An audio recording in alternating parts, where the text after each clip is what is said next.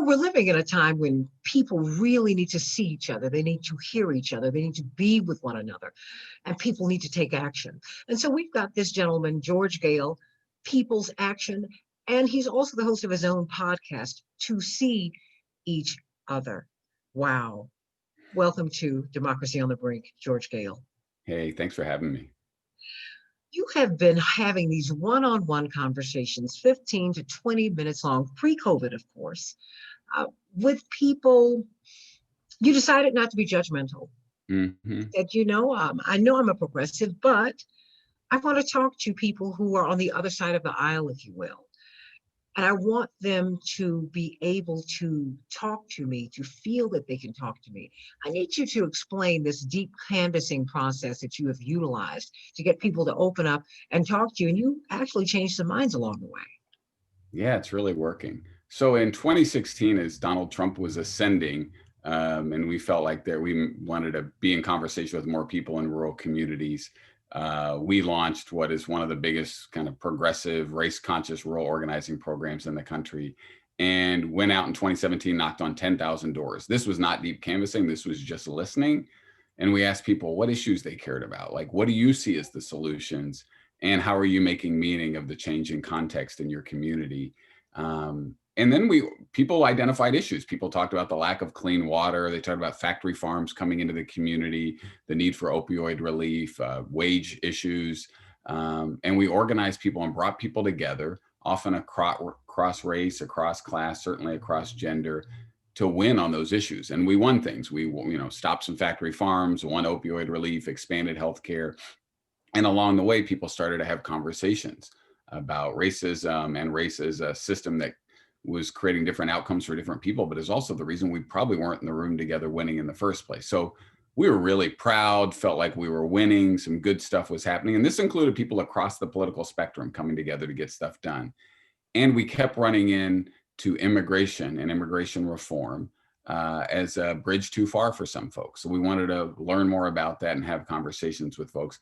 And we decided to test out deep canvassing. So deep canvassing, these are long form, as you said, 15 to 20 minute conversations with somebody on their front porch and to talk about an issue where there's often conflict or disagreement.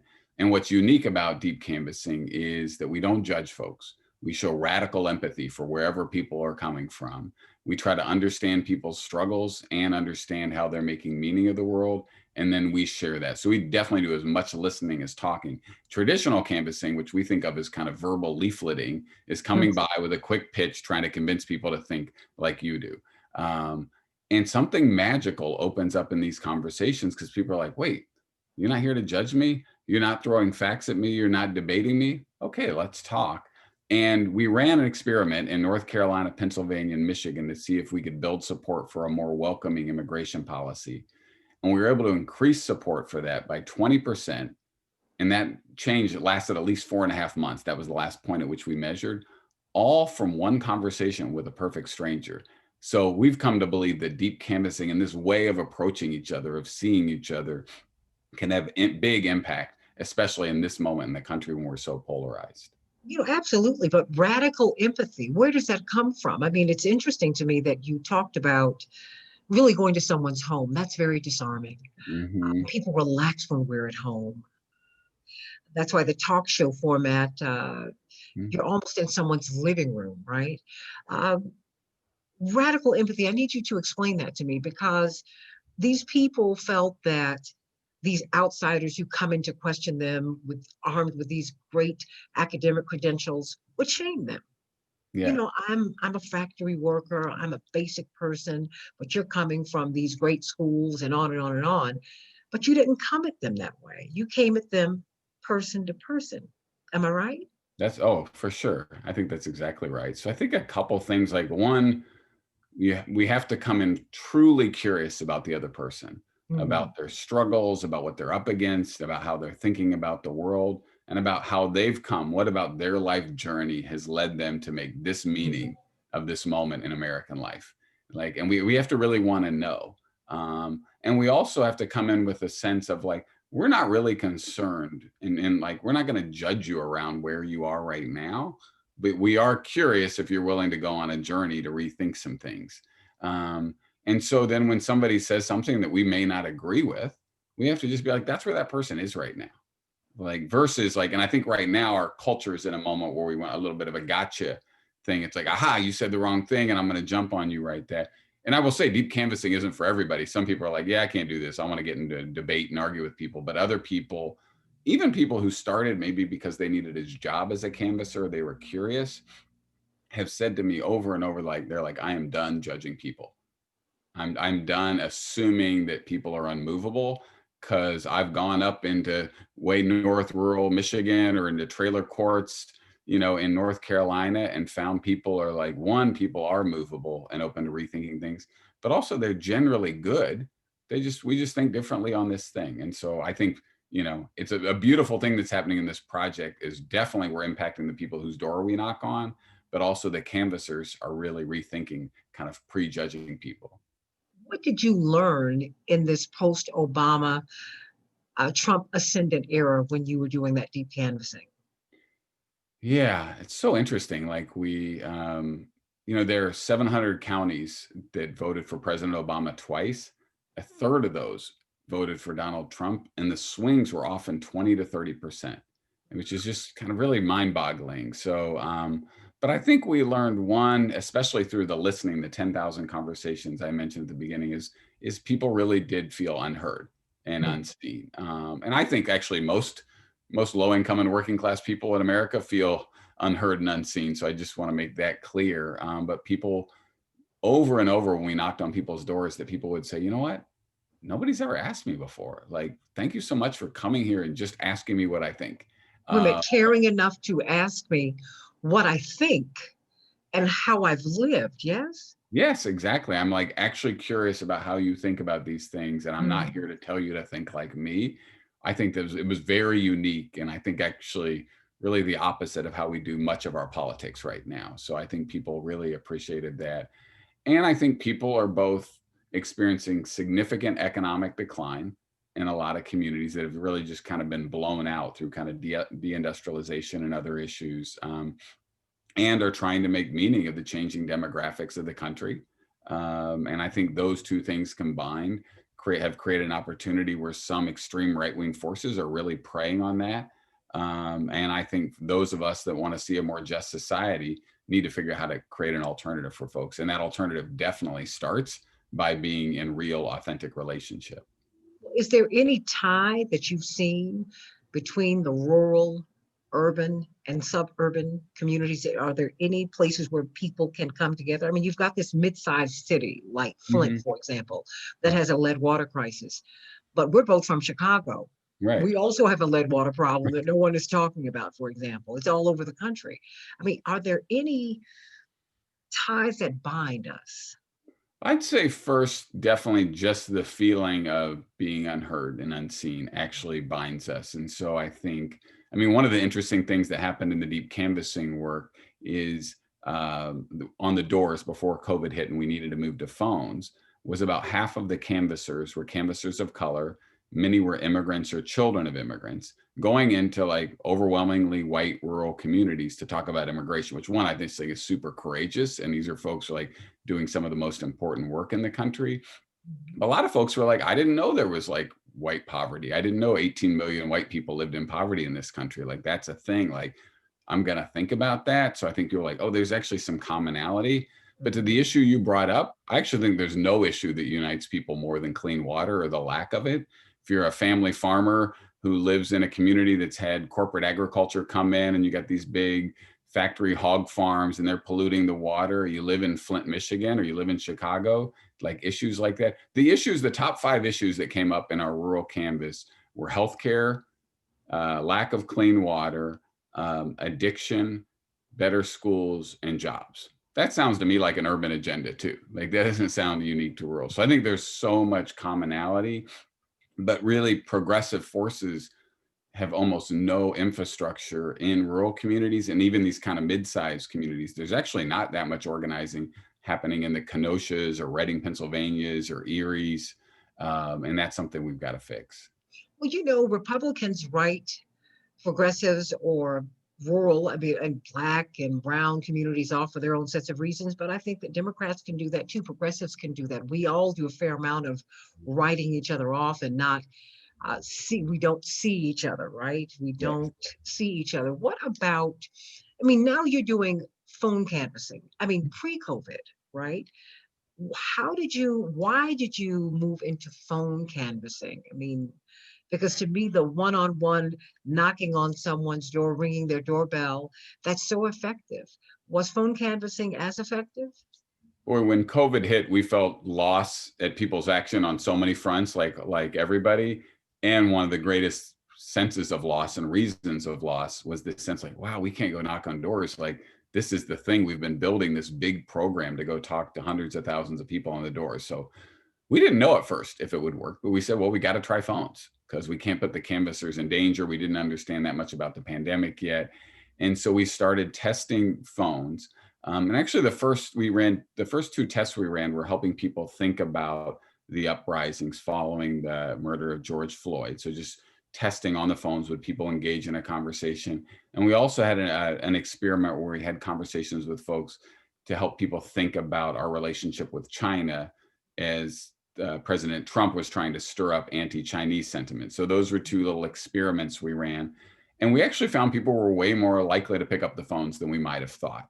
And we think some of that, we think this is anecdotal, but was based on the pandemic and that people are lonely and people were really kind of starving for connection and trying to make meaning. And a lot of people don't have enough people in their lives to do that with. And so we actually found, at that time, around 5% of the phone calls we made, we'd actually have a conversation with people.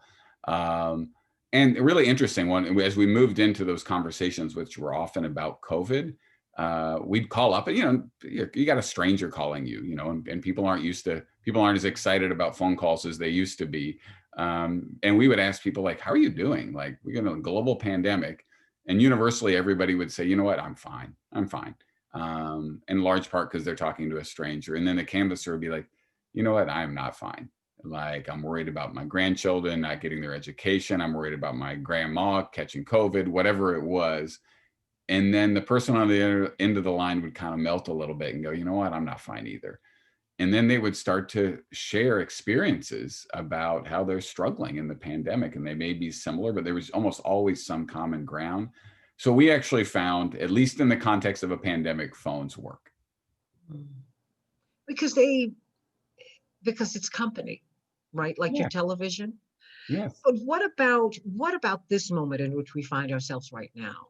Because you have really been, I mean, I think it was very prudent to go to people in this post-Obama period, in this not only Trump ascendant, but Sanders ascendant period. Right. As people toggle between the two of them. But now we've seen something that that's been unsettling to Americans. We've seen something that we haven't seen in more than 100 years, the storming of the Capitol. We're looking at the possible demonstrations that could become contentious, I'll put it that way, at 50 capitals all across the country, the lower 48 and Hawaii and Alaska.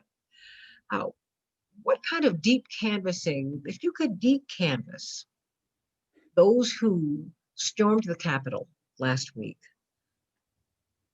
just without judgment, since you do employ radical empathy, which is genius, what would you say? One, I would say this is the master class for deep canvassing. So you put a big challenge in front of us, and that's not usually who we're canvassing, but I would say we would really try to understand what the person is up against in their life first. Like, what are they dealing with, whether it's addiction, job insecurity, feeling stuck in terms of kind of moving up the economic ladder, concern for the kids, whatever it is. We'd really try to understand that first and foremost. And then we would share what we were up against and what we were trying to understand. And then we would try to understand how they've made whatever meaning they've made in the world that led to that action. And we would really want to understand it versus jump on everything that was wrong about either their analysis or the action. which would be very hard. It's not, It again, is. not something everybody could pull off. And then we'd share our understanding of like how we're making meaning of the moment, but not in a way to destroy the person in an argument. Basically, it's funny when I give talks around the country about deep canvassing, people come up, there's usually a line of people like, oh, I am having conversations with people I don't see eye to eye with in the exact Mhm. wrong way. I'm arming myself with a bunch of facts and I'm coming to beat them in an argument. Nobody wants to lose an argument. Nobody wants to like be, beaten down into being like, oh, everything you think is wrong. So there's something about this deep canvassing conversation where people are like, wait, this person seems to actually want to understand what I think and what I'm up against, that then they're able to start to have kind of a cone of curiosity with the other person and start to try to understand each other. I think deep canvassing this group would be a hard project, but I think that we're going to need deep canvassing at scale, I think, to get enough of the country together and on the same page around some basic truths for us to move forward in a loving and powerful way. Well, you do have your work cut out for you, but it's something that we need now more than ever. And I think that you're really much further ahead of the curve, on the curve than you know, because to go into a Trump ascendant America in the post-Obama period really is a radical thing. Because many people coming off of the excitement of those 8 years with President Obama and his family, to go into, we all expected Secretary Clinton to win, Mm-hmm. and when she didn't, it was stunning. And it was in that context that you went to speak to people. Yeah. Why did you feel that that was that moment? Because I think there were kind of sort of at that moment again. Yeah, I mean, one, I grew up in a very rural community, especially the first part of my life. We, lived in a town of, 900 people. You had to drive Mm. 40 miles to get to a town of 20,000, which to me and my little brother might as well have been New York City. Um, so I know what it's like. And that, one of the communities I lived in was, a healthy 900 person community in terms of kind of economically. And the two main employers have left town. Those jobs have really been replaced by opioid addiction and meth labs. And I think, Mm. things are just really, you go down the whole downtown, there's nothing left but a gas station. Everything's gone. And so I think, one, I have empathy and understanding for folks there. And so do a lot of folks here. And I think we feel like if we are not engaged in helping people all across the country make meaning of the moments we're in, somebody else will. And I mean, one experience we had in 2016 was one of our organizers in North Carolina found a flyer that said, are you struggling with addiction?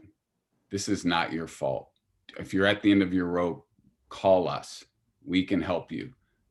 And the signatory at the end of the flyer was a white nationalist organization. So you have white nationalists out trying to engage people around their pain, organizing around services, and trying to help people make meaning. This isn't Fox News. This isn't Rush Limbaugh. This is like, people that wear the fact that they're white nationalists, as a badge of honor, trying to help people make meaning. And we got to be out there helping people make meaning. And we can do that through media and lots of other means, but we think there's nothing more powerful than sitting on your front porch and having a conversation. Before we go, is there anything else that you would like to say? I mean, I think that the work that People's Action, and I think that your podcast, To See Each Other, is so necessary now, employing radical empathy. And you employ radical empathy. I'm a woman of faith when it's most difficult. Mm-hmm. Loving your enemy is the hardest thing to do. Understanding someone with whom you uh, don't share the same views. I mean, and maybe because you have had these different experiences. I mean, you are a very empathetic man. I mean, what else? What can you leave us with? What thought can you leave us with, particularly in a moment that is fraught with so much tension and uncertainty for all of us? Yeah. I'll say this, like, I'm not suggesting um, I think there are a bunch of people that are a bunch of different segments of Trump voters. It's just one way of thinking of the world. And so I'm not suggesting people call up or try to open their hearts in the same way around the folks that stormed the Capitol. That's a big ask, but I think it's right now, I think as a society, we're on one path, which is you and I don't see eye to eye. Therefore, we're not going to be in relationship. Goodbye. And I think there's a more generative and hopeful path, which is like, I actually really want to understand what you're up against.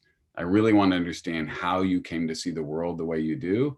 And I want to be vulnerable with you and share what I'm up against and how I came to see the world. Like, we don't have to see eye to eye, but let's keep talking. And I think that is a progressive superpower, is empathy, curiosity, trying to understand people. And I think if we employ it, good things are going to happen. Instead of being autocratic, let's be democratic, right? Yes, yes. Blessings to you, George, Goehl, everyone. This podcast, To See Each Other, is something that you really, really, really need to listen to, because we do need to see each other and people need to take action. Blessings to you, George, Goehl. Hey, thanks for having me.